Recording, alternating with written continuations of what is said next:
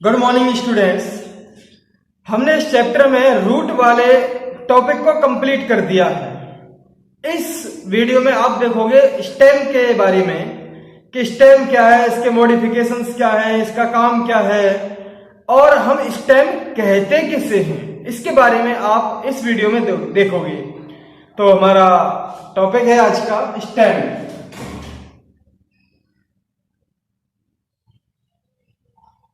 Stem है क्या? It is the ascending part of main axis. जो मेन एक्सिस है उसका ऊपर चलता हुआ पार्ट है, जो किस किस को होल्ड करेगा, किस किस को रखेगा, ब्रांचेज को रखेगा, लीव्स को रखेगा, फ्लावर्स को रखेगा, फ्रूट्स को रखेगा। इन सारी चीजों को कौन रखेगा? स्टेम रखेगा।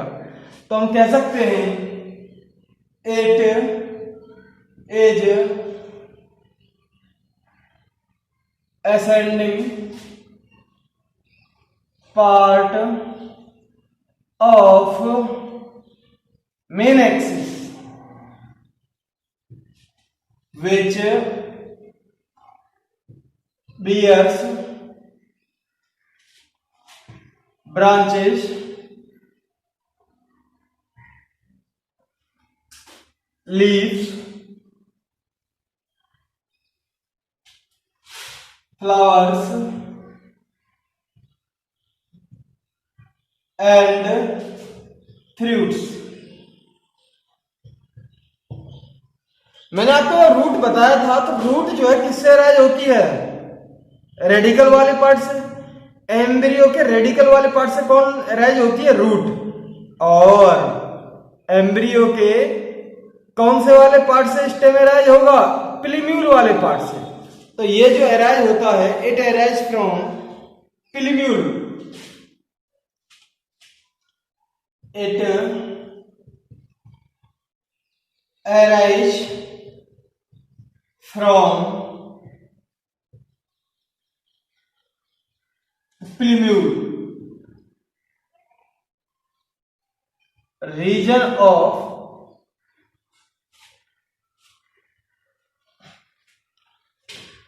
embryo of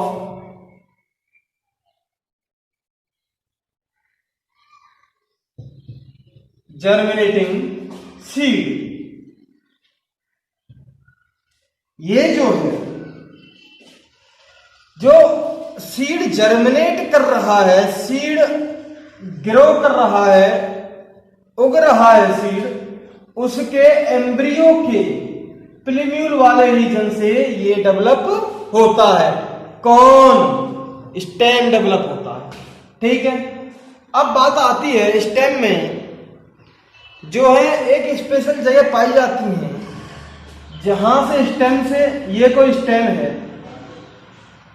यहां से लीफ डेवलप होती हैं। जिस जगह से लीफ डेवलप होती हैं उसको हम क्या कहेंगे? नोड। इस जगह को हम क्या कहेंगे? नोड। और दो नोड्स के बीच की दूरी को, इस वाले नोड और इस वाले नोड, इनके बीच का जो पार्ट है, इसको हम क्या कहेंगे? इंटरनोड। ठीक है। तो ये नोड्स और इंटरनोड्स भी पाए जाते हैं किसमें? स्टेम में। तो हम लिख सकते हैं, तो नोड कौन सा वाला रीजन है? जहां से लीव्स डेवलप होती हैं। स्टेम का वो वाला रीजन जहां से लीव्स डेवलप हो रही है, उसे हम क्या कहेंगे? नोड्स। तो अगला वाला पॉइंट हमारा ये है,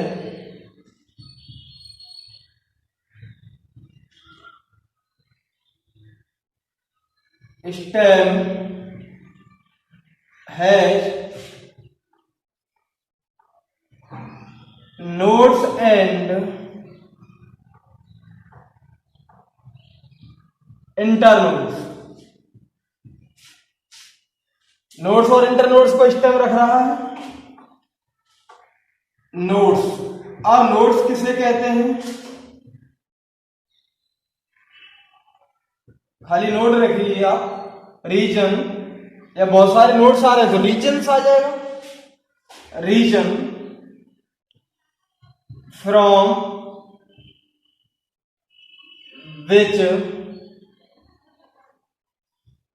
लीव्स अराइज। किसका रीजन है? स्टेम का रीजन है। ऐसा रीजन जहां से लीव्स अराइज होती है उसे हम क्या कहेंगे? नोड। दूसरी वाली internode reason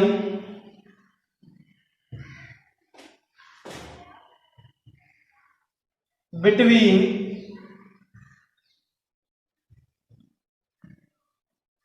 two nodes. Nodes के दो नोड्स के, तो अलग अलग नोड्स के भी बीच की जो दूरी होती है उसे हम क्या कहेंगे? इंटरनोड्स। तो नोड और इंटरनोड भी हमारे कहां पर पाए जाते हैं? स्टेम में पाए जाते हैं। ये इसकी खास बात है। ठीक। अब कुछ लोग कहते हैं ना कि मैंने जो पिछले वाले वीडियो में बताया था कि स्टेम जो है पोटैटो का, पोटैटो जो आलू है, आलू अंडरग्राउंड रीजन में पाया जाता है, लेकिन उसे स्टेम हम क्यों कहते हैं? पहली बात कि वो प्लीम्यूल वाले रीजन से डेवलप हो रहा है, रेडिकल वाले से डेवलप नहीं हो रहा। दूसरी वाली बात कि उसमें नोड्स और इंटरनोड्स पाई जा रही हैं, इसलिए हम उसे क्या कहेंगे कि भैया ये पोटैटो स्टेम है। भले ही अंडरग्राउंड में पाया जा रहा हो, लेकिन वो प्लीम्यूल से डेवलप हो रहा है और उसके अंदर नोड्स और इंटरनोड्स होती हैं। तो ये वाला रीजन था। ठीक। तो अब कुछ स्टेम जो होते हैं उनमें कली भी निकलती है, बड्स भी निकलती हैं। बड्स टर्मिनल भी हो सकती हैं और एक्सियल भी हो सकती हैं, यानी कि सबसे ऊपर वाले रीजन में भी पाई जा सकती है, टर्मिनल पे भी पाई जा सकती हैं, या फिर मेन ब्रांच ऊपर बढ़ती चली जा रही है, आसपास भी निकल सकती हैं बड्स। तो हम यहां पे लिख सकते हैं stem has buds which may be terminal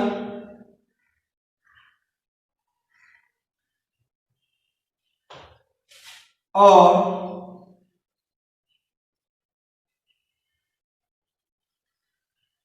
auxiliary। वो टर्मिनल भी हो सकती है और ऑक्सिलरी भी हो सकती है, यानी कि बिल्कुल टिप पॉइंट पे भी पाई जाएंगी और आसपास मेन स्टेम बढ़ता चला जाएगा, आसपास भी वो पाई जाती हैं। तो ये हमारे कुछ पॉइंट हैं स्टेम। अब बात ये आती है कि स्टेम जो है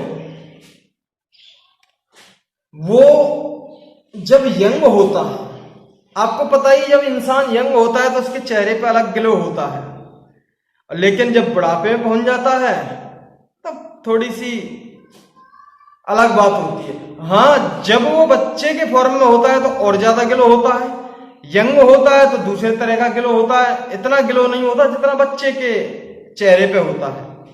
तो ऐसे ही स्टेम जब यंग होता है तो ग्रीन कलर का होता है और वो फोटोसिंथेसिस भी कर सकता है, लेकिन जब वो स्टेम मैच्योर हो जाता है तो डार्क ब्राउन कलर का हो जाता है और वो फोटोसिंथेसिस नहीं कर सकता।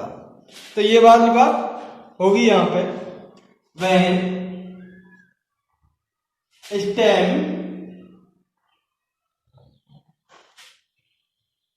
Is young. जब स्टेम यंग होता है, when stem is young it is green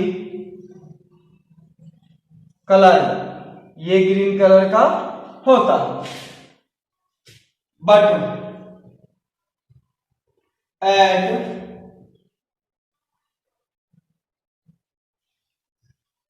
maturity, mature हो जाने पर it become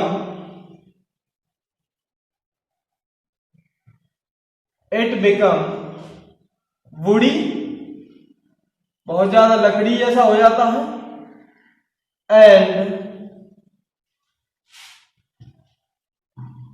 dark brown colour, ये बूढ़ी हो जाएगा, लकड़ी सी ज्यादा बन जाएगी इसमें, और ये जो स्टेम है ये डार्क ब्राउन कलर का हो जाएगा, यानी कि कलर भी चेंज हो जाता है, जिससे फोटोसिंथेसिस नहीं कर पाता। अब बात आती है कि स्टेम के मेन फंक्शंस क्या हैं, उनके बारे में देख लेते हैं। फंक्शंस ऑफ स्टेम, स्टेम के क्या फंक्शन है भैया? ये होल्ड करके रखता है, किसको होल्ड करके रखेगा? ये होल्ड करके रखता है ब्रांचेज को, होल्ड करके रखेगा, लीव्स को रखेगा, फ्लावर और फ्रूट्स को रखेगा। तो इसके मेन फंक्शन ये है। Stem holds branches, leaves, flowers and fruits। Stem branch को, लीव्स को, ये इनको रखता है होल्ड करके, यानी कि अपने ऊपर संभाल के रखता है, ये इसके मेन फंक्शन। और दूसरा वाला फंक्शन क्या होगा कि वाटर और मिनरल्स को प्रोवाइड करता है नीचे से ऊपर, और ऊपर से नीचे की तरफ फूड को भी प्रोवाइड करेगा ये। तो यहां पर जो है अगला वाला जो पार्ट होगा, फंक्शन होगा, it conducts water, minerals and food materials। ये वाटर को, मिनरल्स को, फूड मटेरियल को होल्ड करके रखता है। अच्छा जी, अब इनके अलावा और स्टेम क्या क्या काम करता है, ये भी देखने वाली बात आती है। क्योंकि भाई इनका मेन काम क्या है? ब्रांचेज को, लीव्स को, फ्लावर्स को और इनको होल्ड करके रखेगा, वाटर मिनरल्स को भी कंडक्ट करता है। अब इसके अलावा इसके और भी क्या क्या काम होते हैं उसके बारे में हम देखेंगे, और किस किस में ये मॉडिफाई हो जाता है। तो मॉडिफिकेशन ऑफ स्टेम हमारा नेक्स्ट पॉइंट है।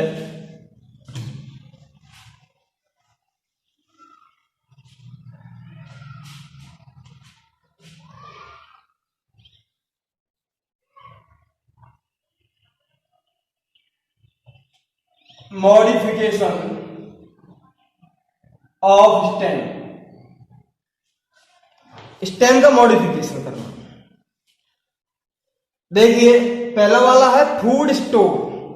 कुछ स्टेम ऐसे भी हैं जो फूड स्टोर करते हैं। इन काम के अलावा ब्रांचेज वगैरह को, उनको तो होल्ड करके रख रहे हैं, वाटर मिनरल्स को, फूड मटेरियल को कंडक्ट कर रहे हैं, लेकिन इनके अलावा भी वो और काम कर रहे हैं, यानी कि फूड स्टोर करने का काम कर रहे हैं। जैसे आपने देखा होगा हल्दी है, टर्मेरिक, कोलोकेशिया है, अरबी है, पटेटो है, तो जमीन कंद है। इनके स्टेम क्या करते हैं? फूड मटेरियल को रिजर्व करके रखते हैं। तो पहला वाला जो पॉइंट होगा हमारा वो फूड स्टोरेज के फॉर्म में होगा। फूड स्टोरेज पहला वाला मॉडिफिकेशन, ठीक। Some stems store reserve food material, कुछ स्टेम्स जो होते हैं रिजर्व फूड मटेरियल को स्टोर करके रखते हैं, विच यूज्ड इन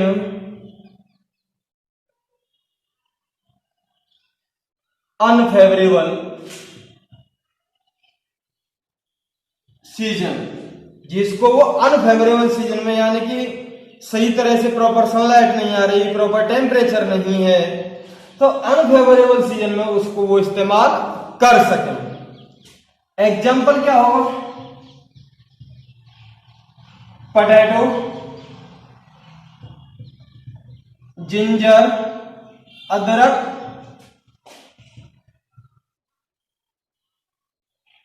टर्मेरिक है, हल्दी है,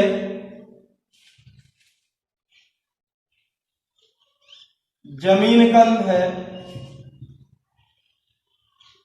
कोलोकेशिया है, अरबी, अरबी हो गई। ये इसके कुछ मेन एग्जाम्पल हैं। अब ये वाली बात हो गई, फूड स्टोरेज का काम हो गया मॉडिफिकेशन में। दूसरा वाला जो होगा वो सपोर्ट में हो जाएगा। सपोर्ट कैसे करता है? स्टेप, आपने देखा होगा ये इसमें ऑक्सिलरी बर्ड्स होती हैं। ऑक्सिलरी बर्ड्स डेवलप होती हैं बहुत पतले से धागे से रूप में, और वो जब बेल वाले प्लांट में देखा होगा, बेल वाले प्लांट में यहां से बहुत पतली सी निकलेंगी और ऐसे करती चली जाएगी, और किसी दूसरी साइड में जो सबस्टेंस मिलता है या फिर कोई लकड़ी पड़ी है तो उससे लिपट जाती है और ये स्टेम आगे चलता चला जाता है, जिससे ये इसको सहारा देने में हेल्प करती है। तो कुछ स्टेम जो होता है इसमें ऐसी चीजें निकलती हैं जो स्टेम को, प्लांट को सहारा देने में हेल्प करती है। इनको हम क्या कहेंगे? टेंड्रिल्स। ये ऑक्सिलरी बर्ड्स डेवलप होती है किसमें? टेंड्रिल्स में। ये टेंड्रिल्स जो हैं ये वाटरमेलन में पाई जाती है, बेल वाली जो फसल है उनमें ये पाई जाती है। ठीक है, कद्दू है उसमें पाई जाएंगी, और पंपकिन है, वो कुकुम्बर है, उसमें भी ये पाई जाती है। तो ये सपोर्ट देने में हेल्प करती है। Auxiliary birds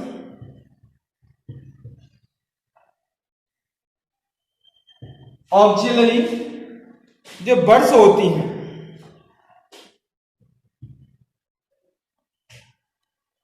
auxiliary birds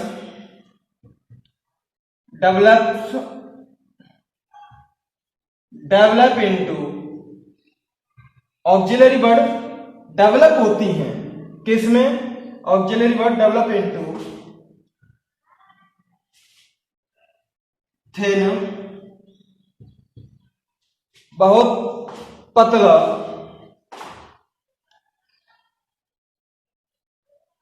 thin धागे जैसा स्ट्रक्चर जो होता है उसमें डेवलप होती हैं,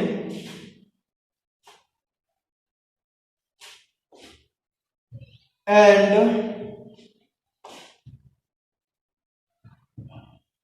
स्पाइरली कॉइल्ड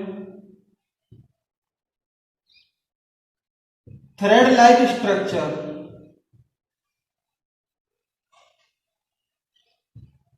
जो ऐसे कॉइल हो जाता है थ्रेड लाइक स्ट्रक्चर में डेवलप ये हो जाती है, कॉल्ड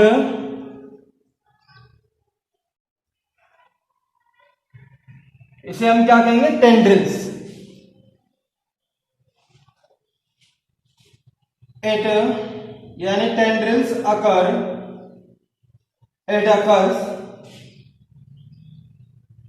ग्वाड फैमिली जो होती है ना, जो बेल वाली जो फसल होती है उनमें ये पाया जाता है। Cucumber, watermelon,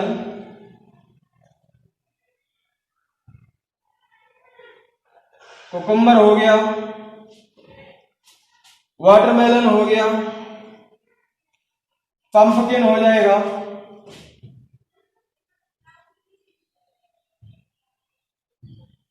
ETC।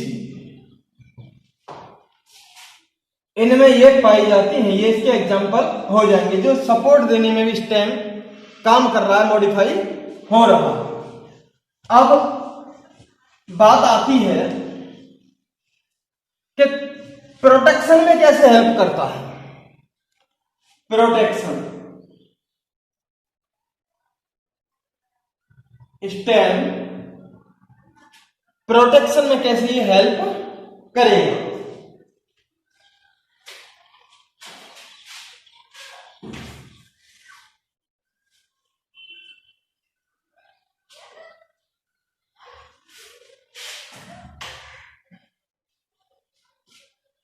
प्रोटेक्शन में देखेंगे कुछ जो ऑक्सिलरी बर्ड्स जो होती हैं ये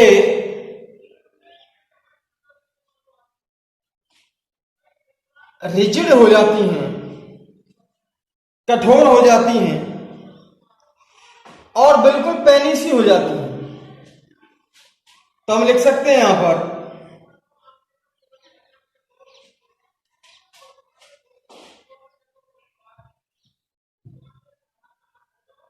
ऑक्सिलरी बर्ड्स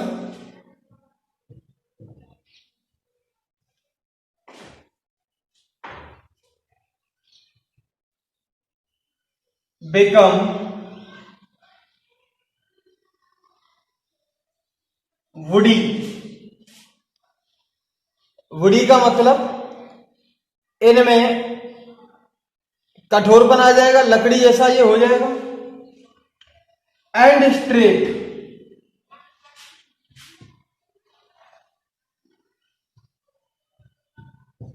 स्ट्रेट का मतलब बिल्कुल पैना हो जाएगा, सीधा हो जाएगा। कॉल्ड, उसको हम क्या कहेंगे, थॉर्न्स, कांटे।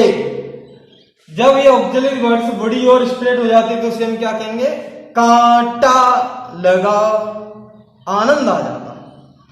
तो जो ब्राउजिंग एनिमल्स हैं, जो ग्रेजिंग एनिमल, चरने वाले एनिमल्स हैं, उनसे ये कांटे जो हैं प्लांट को बचाते हैं, प्रोटेक्शन देते हैं। ठीक, वे ये किस किस में पाए जाते हैं, सिट्रस प्लांट जैसे हमारा नींबू का प्लांट है, बोगेनविलिया, बबूल है, बोगेनविलिया है, बबूल है, ये इसके कुछ एग्जाम्पल हो जाएंगे ETC। अब ये देखते हैं कि प्रोटेक्शन कैसे देते हैं। दे यानी कि thorns protect to plant from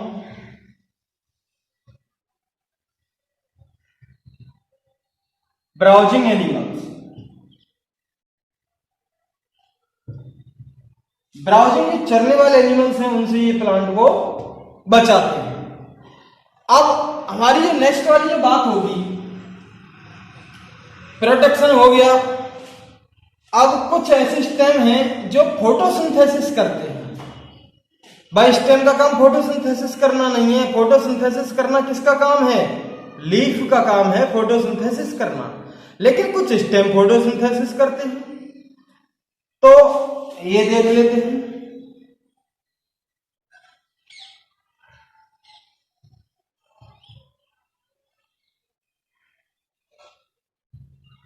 photosynthesis ये भी हमारा एक मॉडिफिकेशन होगा।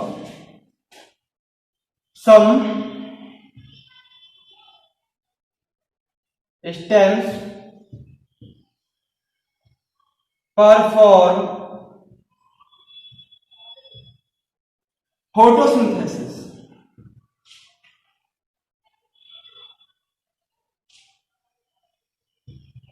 कुछ स्टेम्स फोटोसिंथेसिस करते हैं, परफॉर्म फोटोसिंथेसिस एग्जाम्पल अगर हम बात करेंगे, अगर ये स्टेम जो चपटा होता है, कुछ ऐसे होते हैं चपटे फॉर्म में होते हैं। एग्जाम्पल ये आपने देखा होगा एक प्लांट पाया जाता है जिसका नाम है ओपनसिया।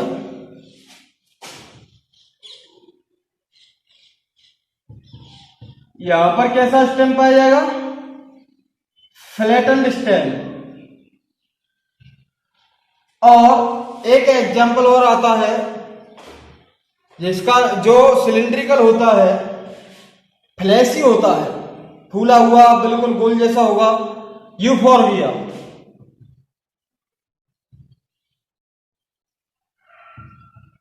फ्लैशी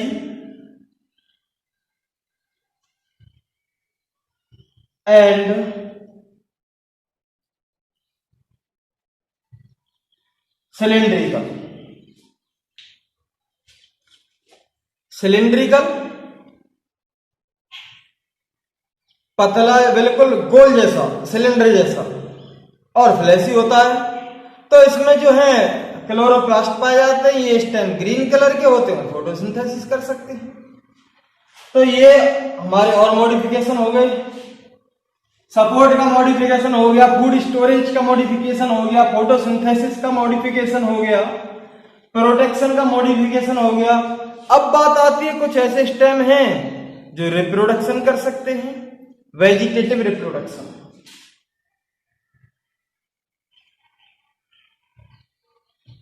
वेजिटेटिव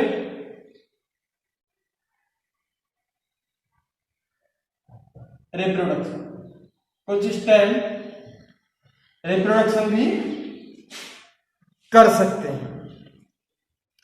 अच्छा, कैसे रिप्रोडक्शन कर सकते हैं ये देख लेते हैं। जैसे आपने कुछ ग्रास देखी होंगी, घास है, स्ट्रॉबेरी है, इनमें स्टेम जमीन के अंदर वाला स्टेम, ये ग्रास है, तो ये जमीन के नीचे नीचे चलेगा, नीचे से बिल्कुल सहारे से चलेगा जमीन के, और नए उससे नोड से रूट्स डेवलप हो जाती हैं, ऊपर स्टेम डेवलप हो जाते हैं, फिर जमीन के साथ साथ चलते हैं, और जब जैसे ही नया नोड मिलेगा यहाँ पे, वहां से रूट्स डेवलप हो जाती हैं और स्टेम डेवलप हो जाते हैं। तो ये अगर यहां से इसे काट दें तो ये जिंदा रहेगा, जो डेवलप ये इससे हुआ है, और अगर इससे ये पुराना पार्ट कट बढ़ जाता है तो ये इंडिपेंडेंट होकर काम करता है, ये भी नया प्लांट की तरह काम करेगा। तो वेजिटेटिव प्रोपेगेशन हो गया, है ना। अब एक और बात देखी होगी आपने, जैसे कुछ मिंट है, पुदीना है, जैस्माइन है, चमेली का पेड़ है, उसमें क्या होता है कि ये प्लांट डेवलप हो रहा है, इसकी लेटरल ब्रांच स्टेम की कुछ समय एरियल ग्रो करने के बाद नीचे की तरफ आती है और जमीन से अटैच हो जाती है, तो यहां पर रूट डेवलप होने लगती हैं और ये यहां पर नया प्लांट की तरह ग्रो करने लगता है। और अब अगर हम इसे यहां से काट दें तो ये इंडिपेंडेंट फॉर्म में काम करता है, यानी कि ये प्लांट नया पैदा हो गया है। तो इस तरह के भी हमारा वेजिटेटिव रिप्रोडक्शन देखा गया है। एग्जाम्पल क्या होगा इसका? जैस्माइन है, मिंट है, पुदीना और चमेली। अच्छा, कुछ आपने जैसे प्लांट देखा होगा, जैसे जलकुंभी के जो पेड़ होते हैं वो पानी में पाए जाते हैं, ठीक। वो क्या होता है, वाटर हाइसिंथ वगैरह में यहां पर कोई प्लांट पाया जा रहा है, उसका ये वाटर है, पानी में। अब यहां से स्टेम निकलेगा और यहां से रूट्स डेवलप होती हैं और छोटी छोटी लीव्स यहां पे डेवलप होती हैं। ये यहां से निकलता है, यहां से भी रूट्स डेवलप होती हैं, यहाँ लीव्स डेवलप होने लगती हैं और ये प्लांट ग्रो करने लगता है। अब ये यहां से कुछ समय टूट फूट जाता है, ये इंडिपेंडेंट होके काम करता है, ये भी इंडिपेंडेंट होके काम करता है। तो जैसे हमारा पिस्टिया है, एकोर्निया है, ये हमारे कुछ प्लांट आ जाएंगे। जो वाटर में पाए जाते हैं। अब कुछ आपने देखा होगा, पाइनएप्पल का प्लांट है, बनाना का प्लांट है, ये बड़े बड़े प्लांट हैं, ये ऐसे प्लांट हैं, इनमें जो अंडरग्राउंड जो स्टेम होता है उसकी मेन ब्रांच, मेन जो रूट है अंडरग्राउंड स्टेम की, ये जो मेन जो पार्ट जा रहा है, ये यहां से एक नई ब्रांच डेवलप होती है और वो मेन वाले पार्ट से बता रहा हूं मैं, मेन वाले पार्ट से नई ब्रांच डेवलप होगी और वो ग्रो करेगी कुछ दूरी तक सॉइल में ही और फिर नए प्लांट के फॉर्म में वो ग्रो कर जाती है। तो ये जो आ रहा है हमारा, ये बनाना है, पाइनएप्पल है, क्राइसेंथेमम है, उनमें ये देखा गया है। तो इस तरह आपने देखा कि वेजिटेटिव रिप्रोडक्शन भी हो रहा है, स्टेम वेजिटेटिव रिप्रोडक्शन भी कर रहा है। ये हमारा नया मॉडिफिकेशन था। ग्रासेस के फॉर्म में कर रहा है, स्ट्रॉबेरी के फॉर्म में जमीन के अंदर ही ग्रो करता है कुछ समय तक और नया प्लांट बना देता है। आपने ये देखा मिंट और उसमें जेसमाइन में जमीन के ऊपर एरियल पार्ट से स्टेम ग्रो करता है और कुछ दूरी तक वो जमीन के कांटेक्ट में आ जाता है, फिर नए प्लांट्स के फॉर्म में डेवलप होने लगता है, नीचे से रूट्स निकलने लगती हैं, ऊपर लीव्स निकलने लगती हैं। ये देखा आपने पिस्टिया वगैरह में देखा जो पानी में पाए जाते हैं, वहां पर क्या है कि लेटरल ब्रांच, स्टेम की लेटरल ब्रांच डेवलप होती है, उसमें नीचे रूट्स निकलने लगते हैं, टप्स ऑफ रूट के गुच्छे निकलने लगते हैं और हमारा रोसेट्स ऑफ लीव्स, ऊपर लीव्स डेवलप होने लगती हैं। तो इस तरह का भी आपने वेजिटेटिव रिप्रोडक्शन देखा। और एक ये देखा जो बनाना है, क्राइसेंथेमम है, पाइनएप्पल है, उनमें कि मेन स्टेम जो होता है जमीन के नीचे, उससे ब्रांच डेवलप होती है और नया स्टेम बना देती है। वो बाहर की तरफ आता है, कुछ देर बाद सॉइल में ग्रो होने के बाद बाहर की तरफ आएगा और बाहर नया प्लांट डेवलप कर देता है, नीचे रूट्स निकलने लगती है, उसके ऊपर लीव्स निकलने लगती हैं। तो ये हमारे कुछ मॉडिफिकेशंस थे किसके, स्टेम के। तो इस वीडियो में हमारा स्टेम कंप्लीट हो